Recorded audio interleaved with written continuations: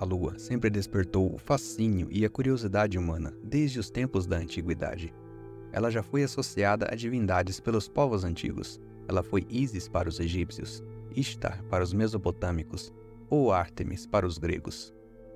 Durante a Guerra Fria, as duas maiores potências da época, Estados Unidos e União Soviética, travaram uma disputa tecnológica, política e ideológica através da corrida espacial, cujo principal objetivo foi alcançar o primeiro pouso tripulado na Lua, com os Estados Unidos sendo o vencedor. Mas apesar de todo o salto tecnológico proveniente da corrida espacial e das inovações que foram desenvolvidas durante este período para suprir necessidades das missões para a Lua, com a vitória dos Estados Unidos na corrida espacial, este anseio por ultrapassar novas fronteiras e alcançar distâncias cada vez maiores da Terra esfriou.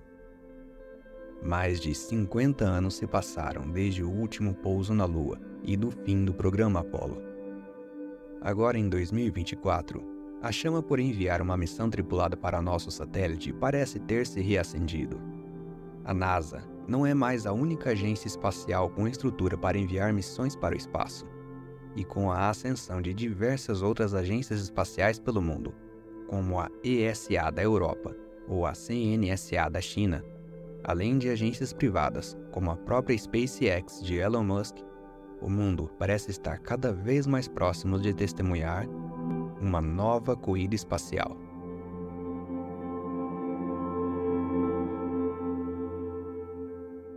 Em 2007, a agência espacial chinesa, CNSA, realizou com sucesso a primeira do que seria uma série de missões não tripuladas, e que culminaria com um pouso tripulado na Lua entre os anos de 2025 e 2030. Batizada de Chang'e, curiosamente o nome de uma antiga deusa da Lua na mitologia chinesa, a missão teve êxito em todas as suas etapas até agora. Em 2013, foi realizado o primeiro pouso de uma sonda chinesa em solo lunar, com a Chang'e 3, e em 2020, a sonda Chang'e 5 foi capaz de pousar, coletar materiais e retorná-los para a Terra, através dos quais foram feitas descobertas surpreendentes sobre a composição do solo lunar, como a presença de água. Entretanto, além da água, a sonda chinesa confirmou a presença do elemento que tem o potencial de desencadear uma corrida espacial ainda mais acirrada do que a da Guerra Fria, o hélio 3.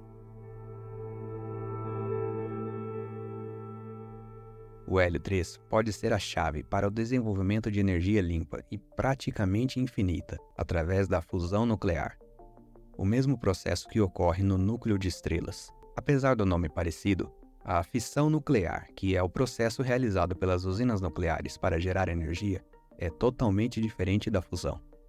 Mas a diferença mais importante é que a fusão não gera resíduos radioativos como a fissão. Além da energia limpa, o hélio 3 é um recurso muito valioso para viagens espaciais, podendo ser utilizado como combustível para foguetes.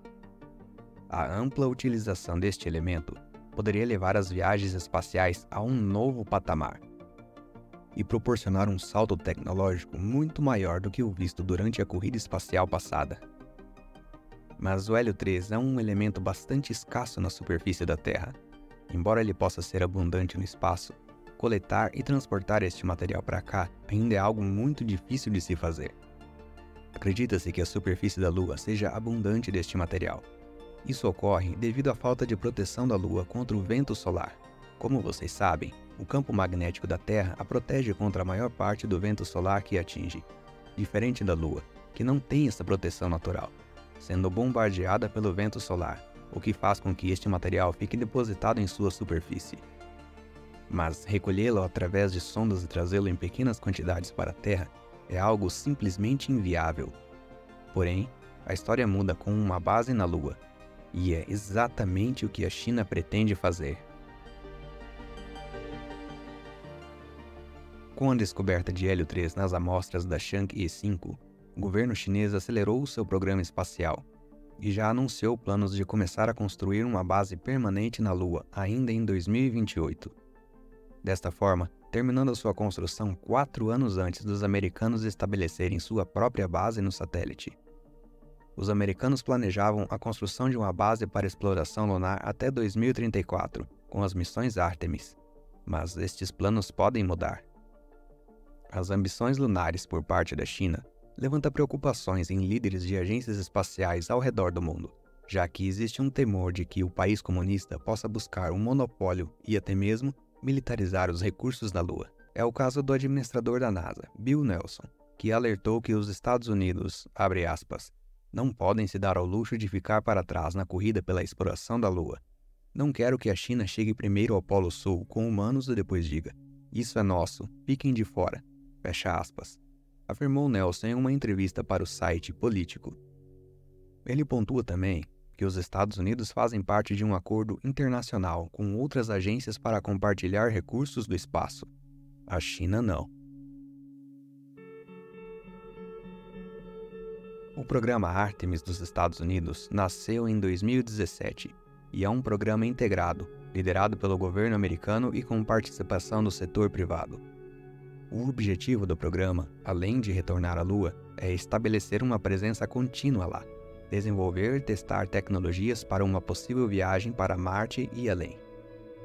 Atualmente, apenas a missão Artemis 1 foi realizada, com lançamento em 2022 de um voo não tripulado em volta da Lua para testar a nave Orion, que vai ser utilizada na próxima missão que será tripulada. A missão Artemis 2 estava prevista para este ano de 2024, mas recentemente foi adiada para setembro de 2025, o que fez com que o cronograma da Artemis 3 também fosse adiado.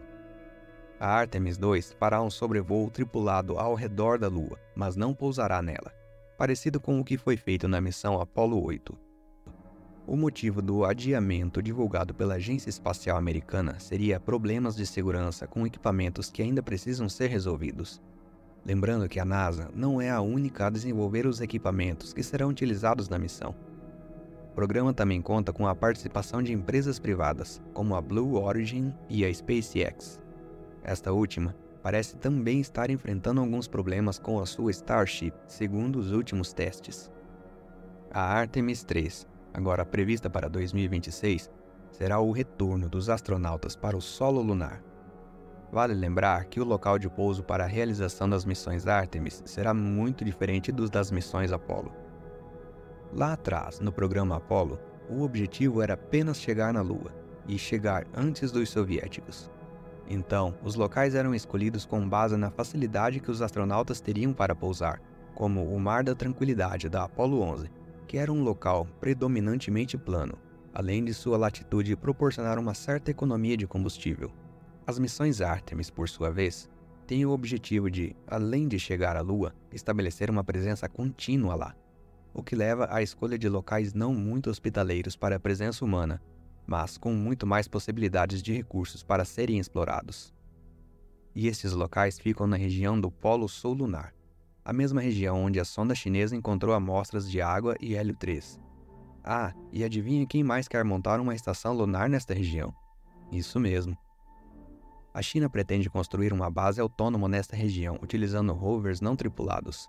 Então, se tudo correr bem, podemos ter astronautas americanos disputando espaço com equipamentos chineses em um futuro próximo. Apesar dos recentes adiamentos das missões Artemis 2 e 3, a NASA ainda mantém o cronograma para a Artemis 4 para 2028. Esta, que tentará um novo pouso na Lua, e deverá ser a primeira a utilizar a estação Gateway, que será uma estação espacial orbital na Lua, parecida com a ISS. A estação Gateway, assim como a Estação Espacial Internacional, precisará ser construída em várias etapas, e a previsão para os primeiros componentes serem lançados está para o final de 2024. Apesar de a China ainda ser uma novata no quesito de exploração espacial, ela teve resultados muito consistentes desde que começou em sua empreitada com o seu programa espacial, visto que seu sucesso com as missões Chang'e gera preocupações nos Estados Unidos. E as missões não tripuladas para a Lua não são os únicos sucessos da China nesta empreitada. Ela terminou a construção de sua própria estação espacial, a Tiangong, em 2022. E em breve será o único país a possuir uma estação espacial, visto que a ISS está programada para ser desativada em 2030.